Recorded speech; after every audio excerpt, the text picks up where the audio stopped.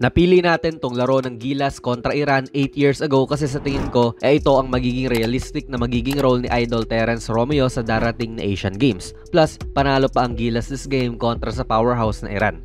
At simple lang naman ang naging role ni Terence dito. Alam nyo na to. Siya ang naging main spark plug off the bench para sa Gilas. Tulad dito na siya ang nag-sub kay Castro sabay ang bola ay punta kagad sa kanya. Andyan si Andre Blatcha pero heto siya na screen setter ni Terence. Simpleng pick play lang naman to. Maaasahan mo talaga si Terence sa mga ganyan. At ayun, naiwan yung tumatao sa kanya dahil sa solid na pick ni Blatch.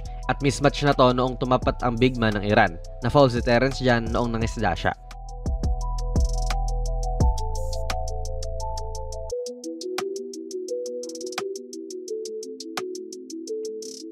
Tanong ko sa inyo mga idol, lifting kaya to? Sineset up ni Terence ang move niya rito at makikita natin na medyo nasa ilalim na ng bola tong kamay niya. In theory mga idol ay carry po ito or lifting pero wala namang tinawag sa ref. And ayan, sawa na tayo sa isoball pero expert si Romeo sa ganito. Wala siyang katulong, walang nagsiscreen sa kanya at na-breakdown niya tong depensa at na-manage pa kang mag-magnet ng help defender. Bias tayo sa ball movement mga idol syempre. Yun ang gusto nating makita talaga na ginagawa ng Gilas pero if ever nga po na wala ng choice ang team, pwede nilang ibigay ang bola kay Romeo at siya ang kay-create. Sayang nga lang at hindi po na ipasok ni Abueva to.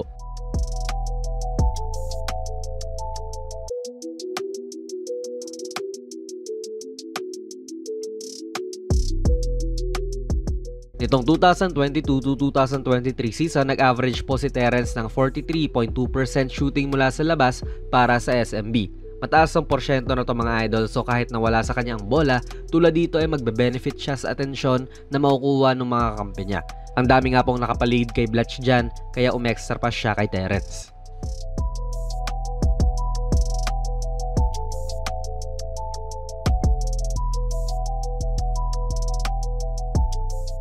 Parehas lang to sa una nating clip dahil sa screen may mismatch sila na nakreate kung saan pwedeng gamitan ni Romeo ng bilis tong big man ng Iran. Kaya sumenya siya dito na i-ISO niya ang defender niya. Again mga idol, hindi nga po ito yung ideal natin na gustong mangyari kasi mas papabor tayo na maganda ang ball movement ng team. Pero Terence naman to shot creator talaga siya sabay mismatch nga. Kaya hopefully may ganitong kalayaan din po si Terence mula kay Coach Tim. Kahit na hindi parate, kapag kailangan lang din talaga let him cook.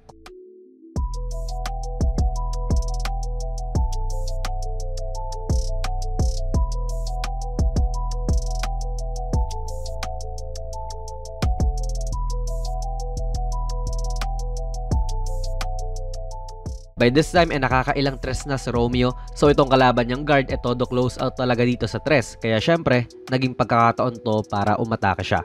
Wala ring takot talaga kontra sa nag-iintay na kamay nung Iranian big.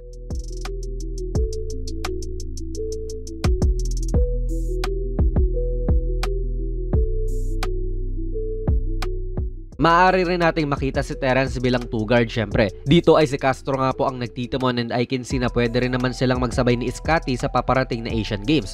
Or even nga po si Nusam ang magtitimon sabay si Terence pa rin ang dos. Shooter nga rin naman siya so sana mag-translate din yung 43% niya sa PBA patungong national team.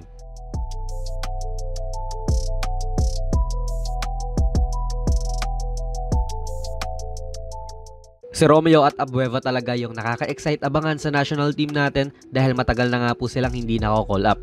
At itong video na ito ay as simple as it gets. Shot creator talaga si Terence. Doon siya pinakakilala sa mga pinapasayaw niya one-on-one. And siguro naman i-adjust po ni Coach Tim Ko ng sistema niya para mabigyan din naman si Terence ang chance sa dumiskarte ng sarili niya. Kung hindi, capable pa rin naman si Romeo na makibagay sa mga kampi niya dahil considered as elite shooter naman siya from deep kung magbabase tayo doon sa in-average niya noong nakaraang PBA season. With Brownlee at Kwame, panigurado may mga oras talagang malilibre si Terence from the outside at dapat ay maipasok niya yon. Obviously ay tumanda na rin naman siya since nitong laro nila kontra sa Iran, nagkaroon na rin ng iba't ibang mga injuries. Pero kayo mga idol, sa tingin nyo, ano ang dapat role ni Terence dito sa Asian Games? Starter? 6-man? Ilagay nyo lang po ang inyong mga komento sa ating comment section down below.